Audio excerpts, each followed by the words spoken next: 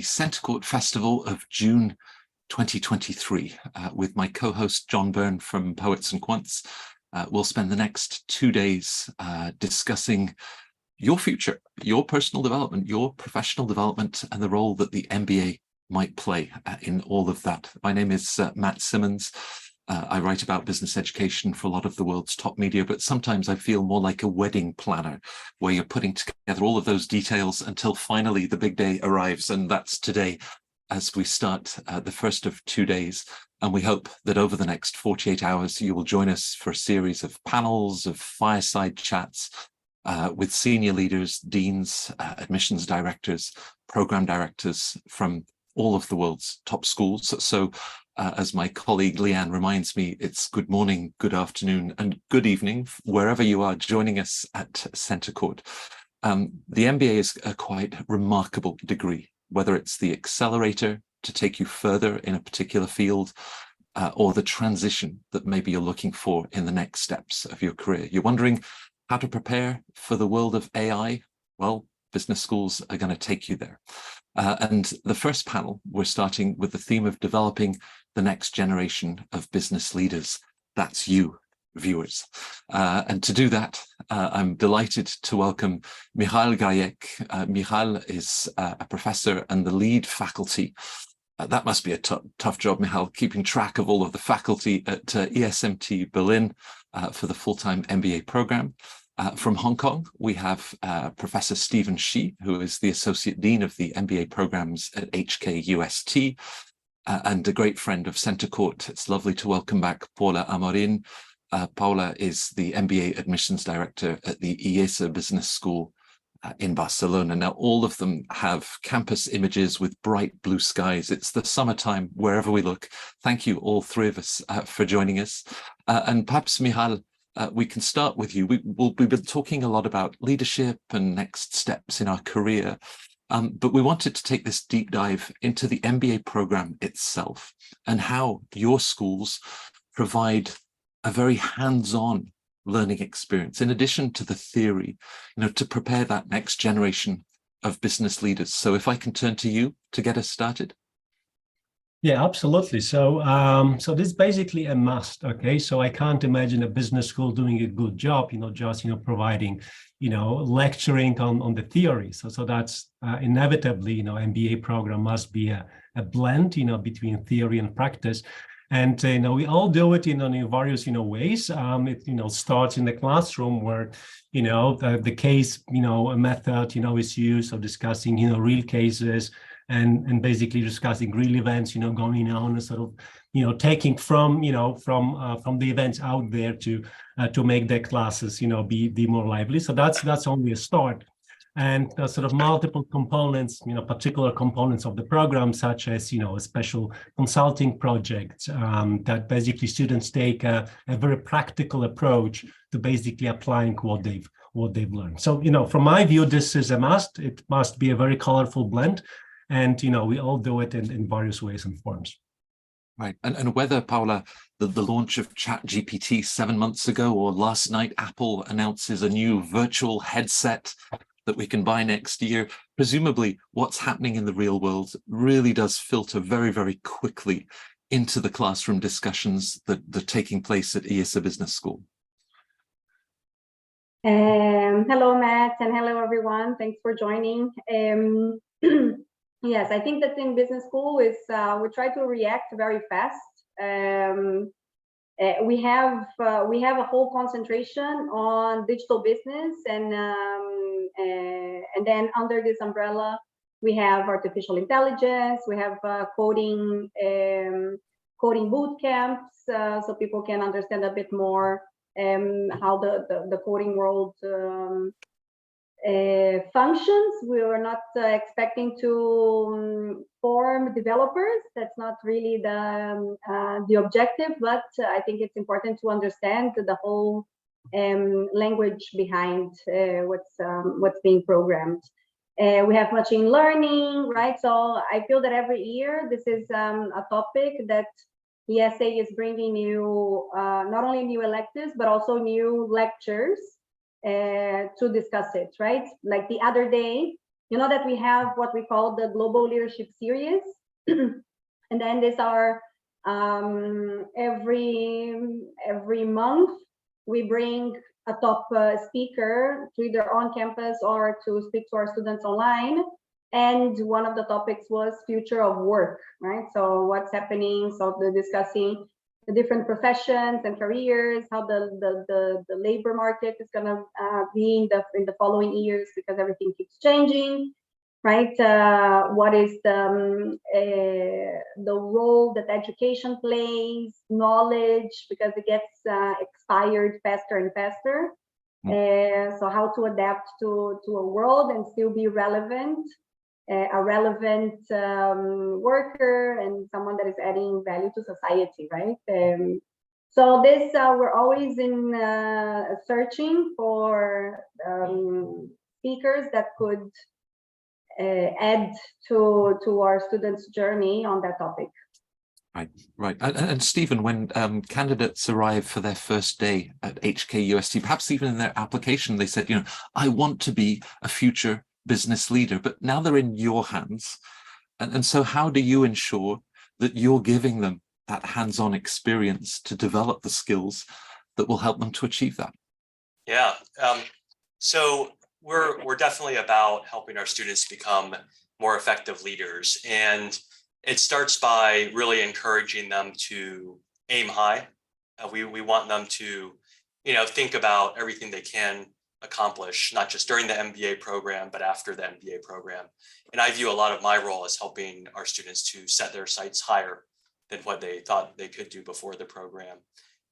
We have leadership courses, and that's a big part of it. So I definitely encourage our students to take the leadership courses.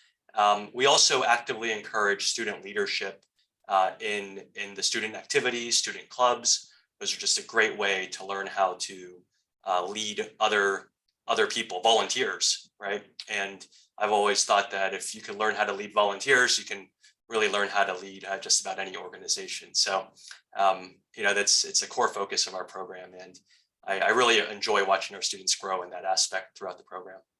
Right. Paula mentions the future of work, Michal, which of course is certainly something on the mind of MBA students. What are the strategies that you, your colleagues in career services, then develop to help them to shape and put in place what will be an effective career plan, not just for graduating, that's an important moment, of course, but will then also serve them very well in the next 5, 10, 15, 20 years?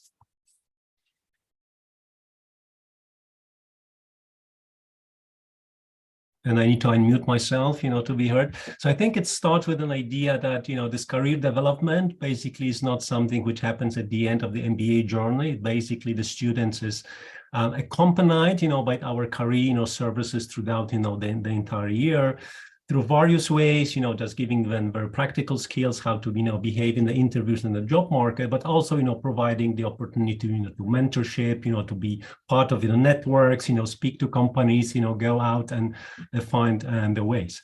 But I think, you know, even beyond kind of the career development, I think, you know, within the program, and this is very important for us, is basically to address, you know, certain, you know, needs that we, you know, observe as the emerging, you know, needs for the future leaders, such as, you know, knowing, you know, how to deal, you know, with the technology, so AI, right? So we're not trying to basically fight ChatGPT. We try to find the ways for the students to actually, you know, actively embrace it, you know, in the learning environment.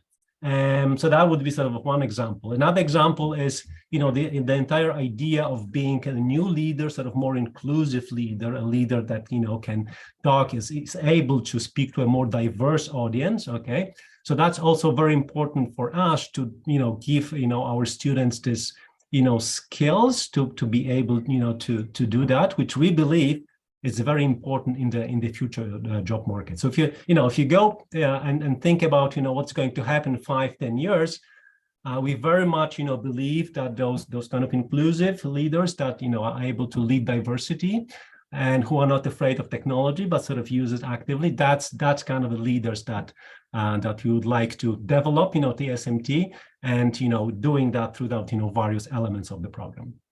Well, Michal, you brought up a a wonderful aspect of leadership, how we define it, and the idea of an inclusive leader. Now, Paula, of course, with the focus on the case method at IESE Business School, and the different ways of looking at styles of leadership, how is both the case method preparing them for self-awareness to perhaps recognize their own leadership style? That's an excellent question. And I think that the case method is a very good vehicle for students to practice leading without the formal title, right? Because at the end, in an MBA team, nobody's anybody's boss. So you have to lead with influence, basically, right? And I think this happens a lot because you are in a very high-level environment, right, where everybody's very competent, everybody's there because they've shown potential, not only in the past but also in their future careers. And I think that being in that environment already teaches you a lot about yourself, because you are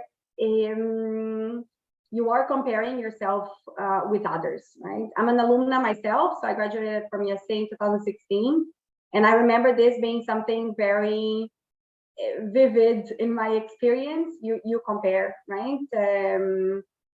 Because I was coming from Brazil on a specific career on consulting, being an engineer, I thought, I don't know, I think I thought that my world was the whole world, but then you realize that that's definitely not the case. And then by being together with people that come from very different backgrounds, with very different ways of looking into a problem, which is what a case is, right? It's a problem that someone is trying to solve. You're gonna tackle, you see that people tackle the case in different ways with different lenses. And then when you do that repeatedly, right, because at the end of the course, we have more than 400 cases, you start understanding how you tackle, right? And what are the moments where you're at your best, and when you're at flow, or, you know, and when you are leading, when you are in the driving wheel, or when you're just in the back seat, taking a more passive approach, right? So I think that this is this happens naturally during the process with repetition, with being in a very diverse team where everybody is very competent, right? And then you see yourself in different situations, in different contexts, and then you start realizing, like, okay, I'm very good at this. This I'm not the best, you know. So I'm gonna leave others to take the lead on this. And I think that the case method is something that really enables this environment, because you're discussing different topics of different industries with different cultures, right? So it's an environment that really fosters this reflection and this exercise, and really being very, very real in how we think of a problem, right? And how we discuss with people that are coming not only from different nationalities, but also different backgrounds. Right. So that authenticity and perhaps a constant building self-awareness. Stephen, you talk about, you know, be ambitious, set high targets. And if you can lead volunteers, then, you know, you're ready for any organization. Presumably, this is a step-by-step process. It's not from Tuesday to Wednesday that we suddenly become a leader. So how do you help them and break down perhaps each of those steps? Yeah, well, a lot of it starts with our orientation program. So we have a month for our full-time MBA students before our formal academic classes start. And we've got a great mix of both some courses that help people prepare for the academics, so like an accounting booster and things like that. But a lot of it is really about forming the connections between the group. And starting to get people on that journey of understanding what they're really good at, recognizing, you know, that they're with a great set of peers who are different and have their own strengths. We also have our career and professional development team spend a lot of time with our students during that orientation period. And they're providing very strategic and very tactical advice during the program. So it's everything from helping people think about their career development plan, their strategy, their goals, and what are like the 3 paths to get there. So all of that kind of planning, but then also very tactical stuff like how do you develop a very strong elevator pitch for yourself, or how do you work a room and meet people during a event. And these are the skills that help set the stage to let our students get the most out of the MBA program. Then we go through our first semester, very intense core courses like many other programs, pushing people to really just test themselves in terms of subjects they may not be that confident in, but learning how to work in a team and learning how to benefit from their classmates. And then as we get in towards the back half of the program, we encourage students to do things like part-time internships during the program. So working with corporate partners and having them be able to, spend time observing other leaders, working with them, and through it all, providing, close career coaching to them. So that they're getting not just challenged, but they're getting support. So that's some of the elements. There's a lot more we do, but I'd be happy to talk more about that at some No, point. it's great to give us just a few teasers. And you talk about working a room. Now, Michael, if I apply that to the classroom at ESMT Berlin, what is it? 97% of your students are international. So this is a very diverse room. As you think about important leadership qualities, how do you think of that in that international dimension, where leadership could mean many different things to many different cultures?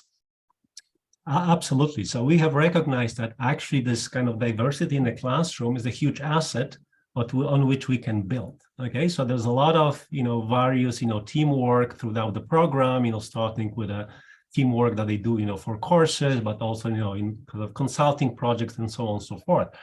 And students are basically meeting their peers in various team constellations across the years. And the idea is that they have to make those teams work, right? But over time, we have realized that, gosh, I mean, these are very diverse teams. So this is a challenge, okay?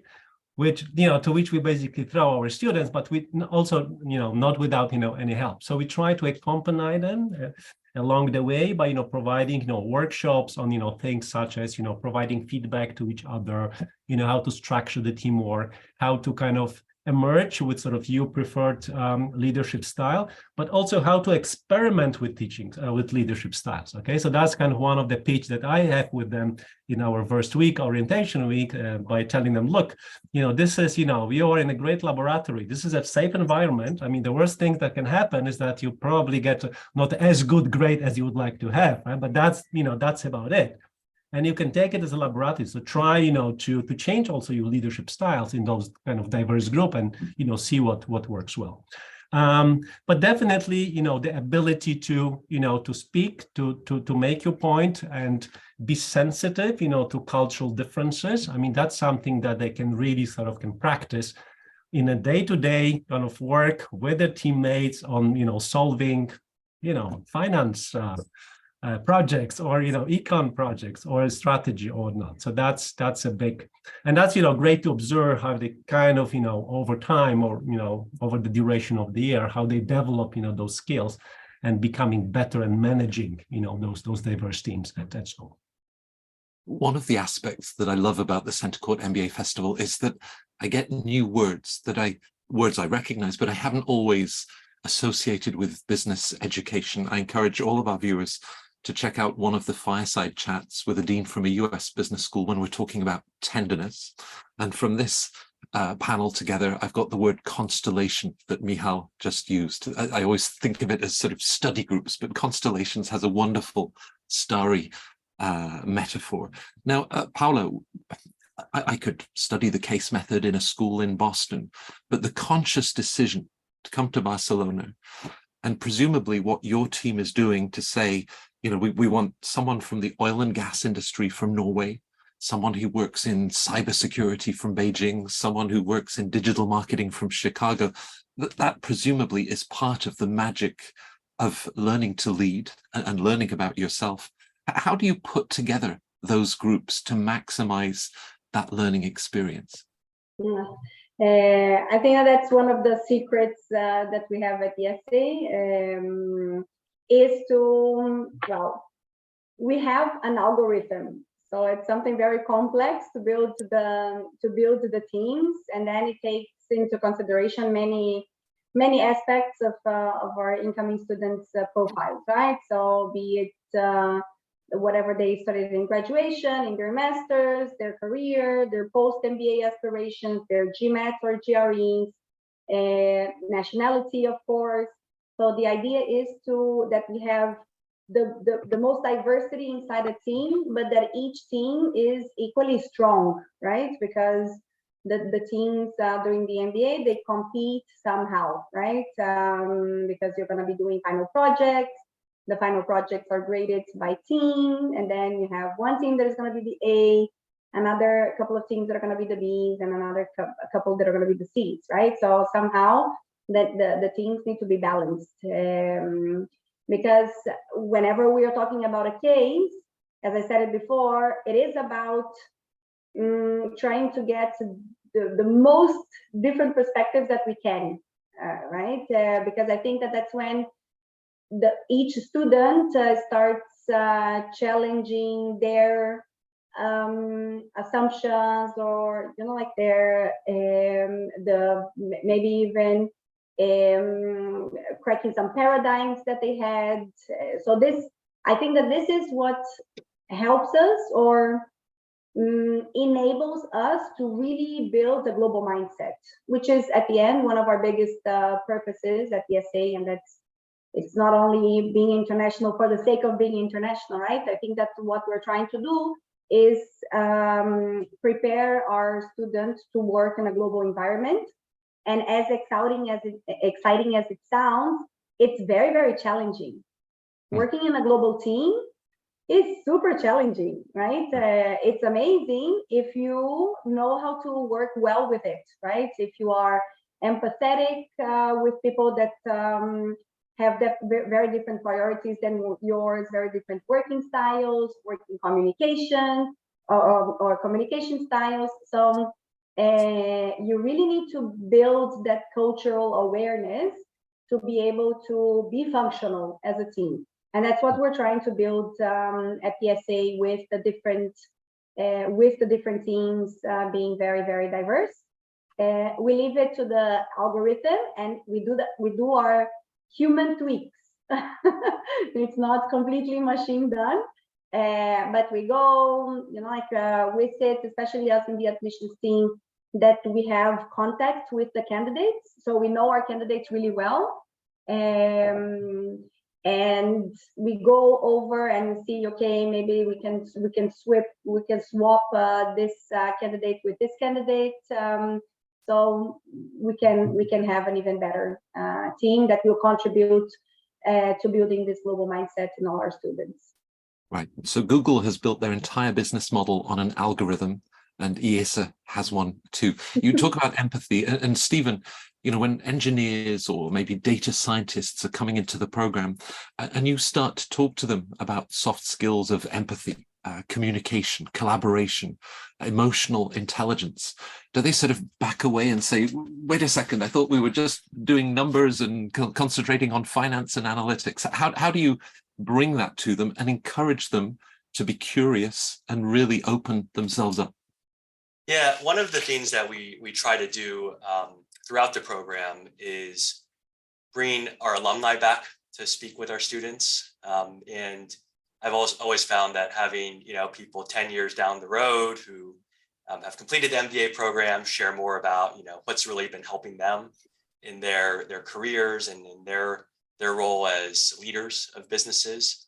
That makes an impact, right? So it's certainly being able to hear from people in terms of the type of teamwork skills, communication skills, empathy skills that are so important for success. We also bring in CEO speakers, and oftentimes they've got a similar message. So it's helping students understand the balance where you do need expertise, you do need technical know-how, But if you're, thinking like a business person and really working to get things done, it takes a lot of that interpersonal and social skills as well. So something that we talk about a lot from day one until graduation. Often that's perhaps that self-confidence that develops, Stephen.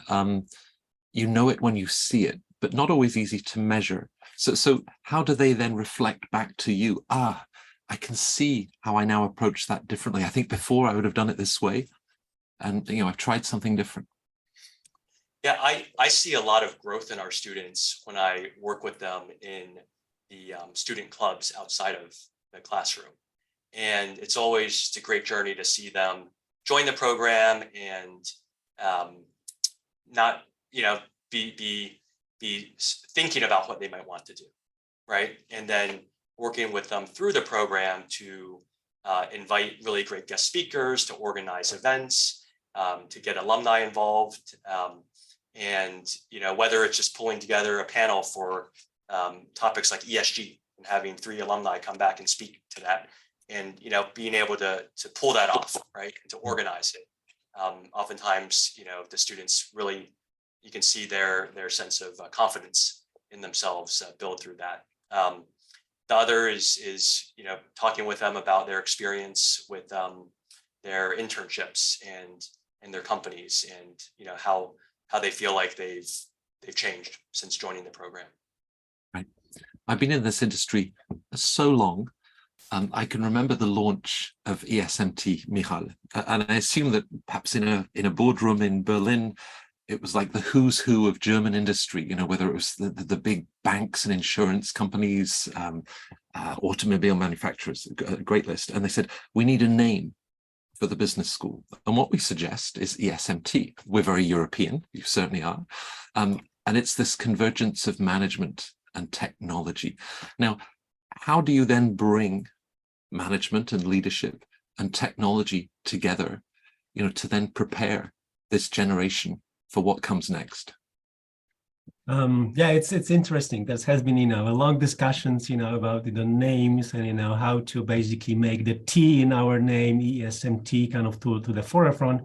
And I think the answer always was that, we are, because of our heritage, being founded by those kind of, German, companies who are very strong in the technological domain, how to basically bring this technology to the market. So we are not a technical institute where which would have the physics department and engineering and all that. It's really sort of about managing technology, bringing it to the market. So no, there are centers at ESMT that basically focus on precisely this idea, being technological companies, either from the West, how do you expand, how do you go, with your business to the emerging markets, or, to Asia, and the other way around, right? You are the new kid on the block, in China for that matter, okay? How do you penetrate the well-established German market with all those, established firms with sort of your technology? And so this is where, our sort of take of the technology, takes a particular spin. But more recently, I mean, obviously, due to the discussion of AI and ChatGPTs and whatnot, we've also, noticed how much recognition, how much interest, there is, in these topics. And, we are happy to, have some of the professors who know how this works, who can sort of teach the students, the algorithms, okay, and really sort of go through sometimes, painful exercise of maybe programming something small just to see how it works and take it to a higher level of understanding how I can sort of use it in the business later on. So I think there are multiple ways, we touch on technology, historically speaking, because of those kind of German blue chips. But more recently, it's probably, just taking advantage of, the skills in our faculty that can inform, that can teach students about, the new developments in things like artificial intelligence, for instance. Right. Because even in Barcelona, Paula, if you have a boot camp for some fundamentals of coding, what are you actually trying to then share? It's not that person is becoming technically specialized in that area, but that they're learning how to manage and integrate technologies, to build a strategy around those technologies. How do you make the distinction? Well, I think it's about giving the big picture. So whenever you have to manage or whenever you are sitting at the table and that element comes into the discussion, you can have an opinion on that, right? Or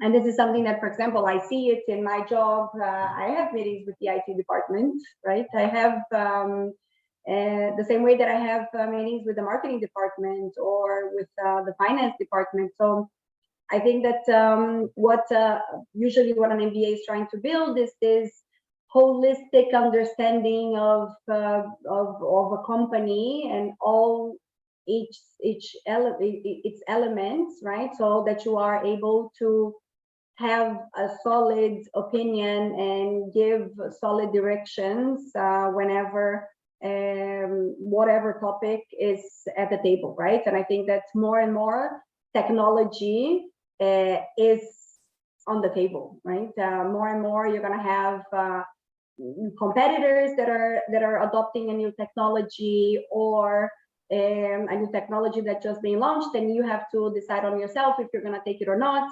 What are the implications of that? How much that's actually going to cost you? How much, or what are the implications of that in terms of perception in the market?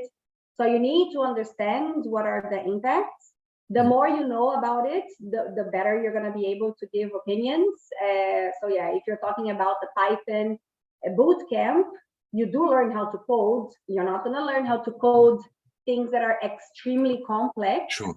But whenever it comes to the moment where you have to have a conversation with a programmer, you're not completely sold, right? Or people are just talking terms that you don't understand, which I think it's probably the worst case for decision makers, to be in a conversation with someone that is just throwing terms that you have no idea what they mean, right? At least for you to have some knowledge that will be able to support your decision making process in the future. Right. So whether it's finance or technology, it's the language, it's the context, perhaps the strategic understanding. Now, Stephen, at HKUST, the business school is within an institution of science and technology. Do you therefore encourage the business school students to hang out in some of the labs and you know, to really sort of cross-pollinate ideas that are being generated across the campus? Absolutely. I think that's one of the best sources of learning for our students, and it happens in different ways.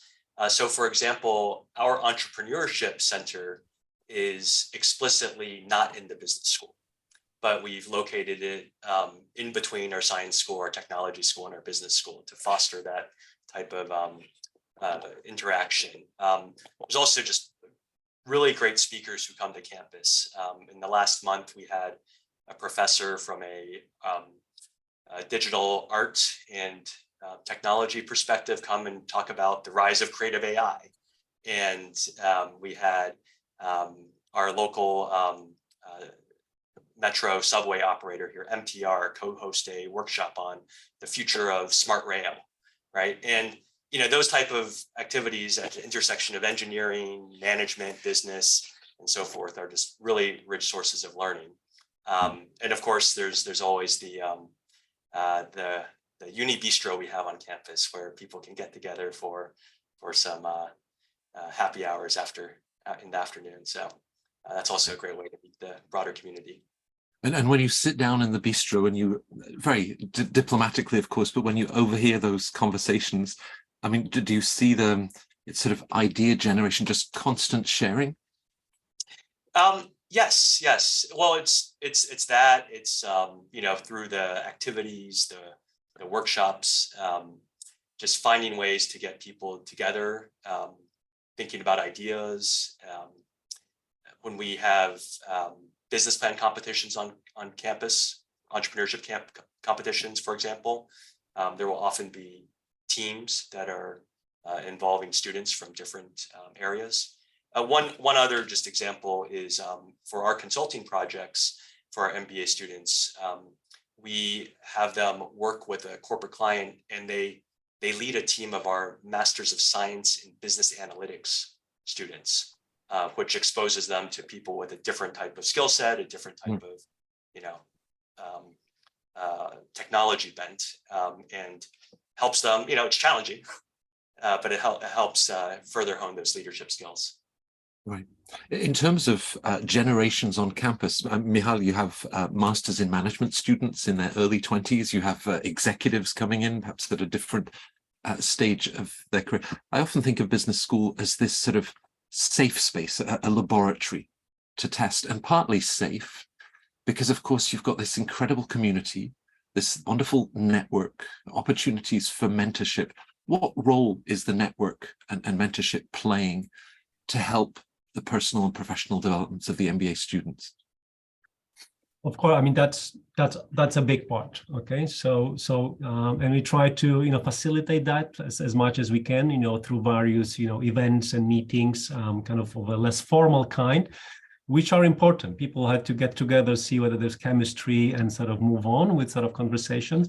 But also we try to bring together those various generations in a more structured way. Just to give an example, so we are piloting now this idea of, opening up some electives to different groups of students. So we're basically bringing in the master students who've been through a slightly kind of stronger, let's say, program in terms of those technical skills, right? Like programming and whatnot, with master students who are more sort of about leading in a single class, which is, about customer analytics or something which, or, leading diversity.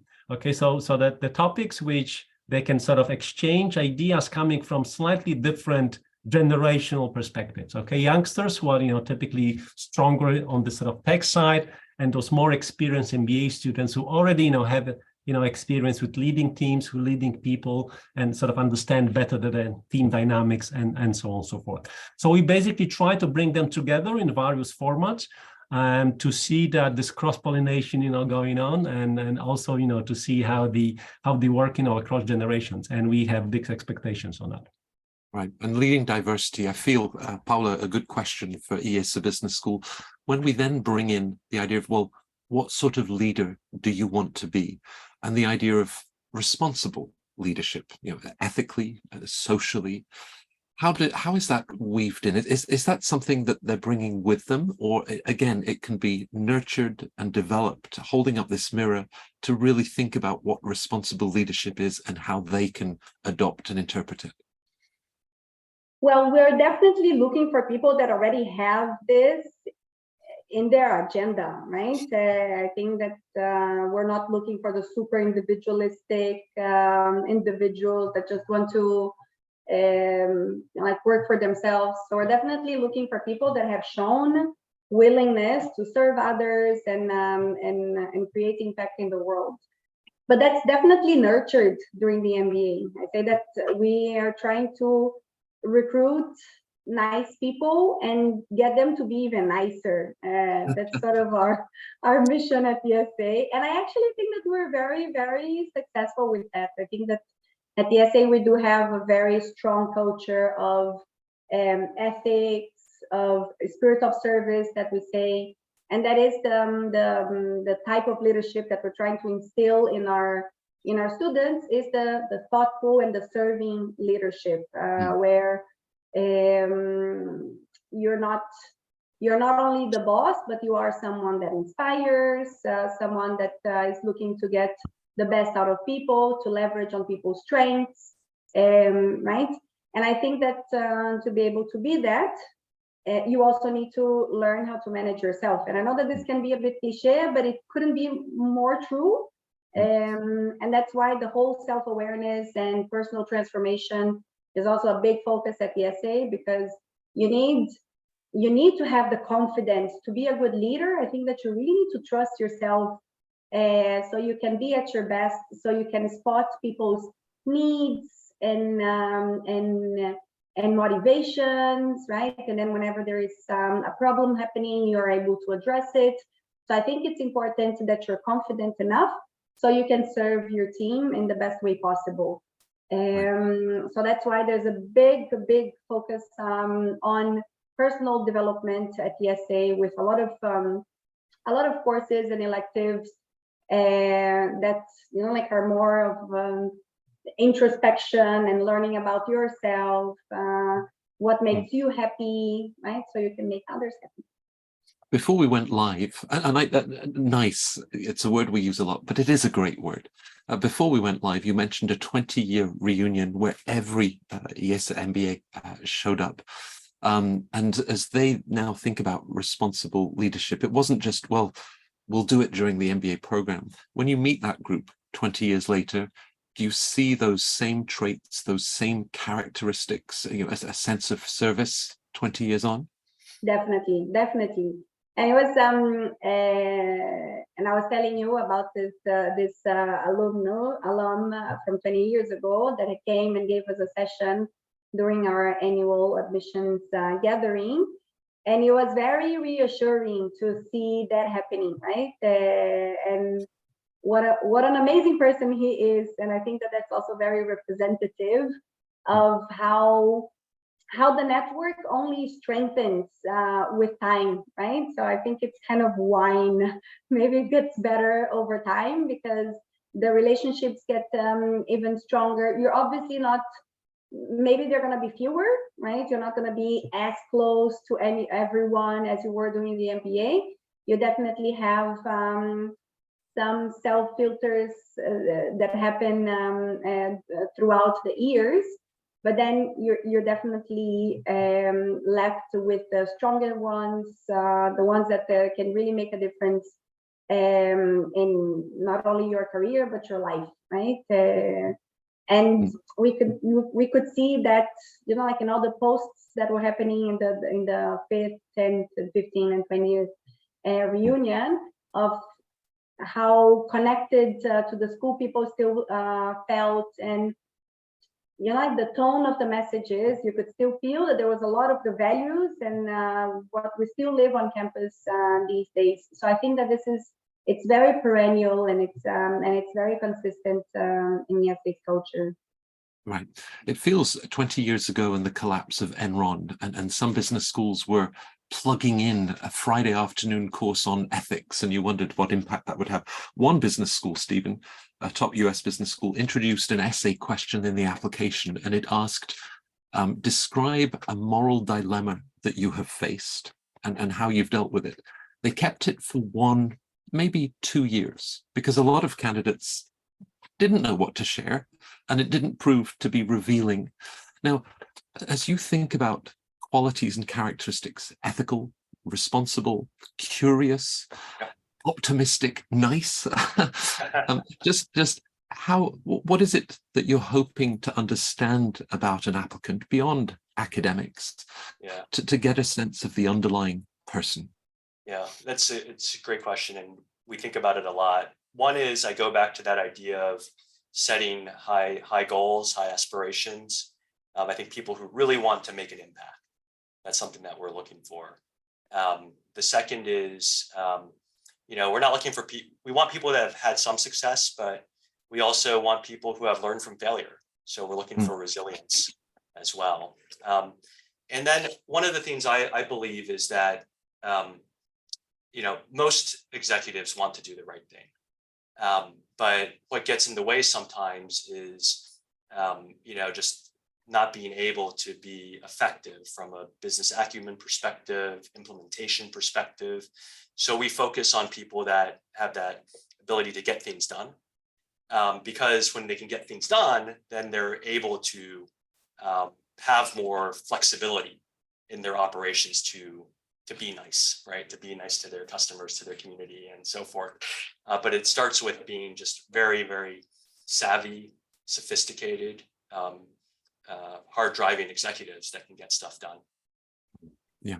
So my final question to all of you, same question, and you can answer in the order that you choose. I'll let you work out in your constellation where the stars align. We look at the investment that's involved in going to business school, you know, to that determination to get your MBA and everything that you've described in terms of personal and professional development. Many will say, well, can't I just learn this on the job? you know, if I just keep working and maybe I'll take an online course in emotional intelligence, you know, that will do it. So how would each of you address that, and advice that you might give to our viewers that say, well, yeah, but the MBA will bring you this? What would each of you share?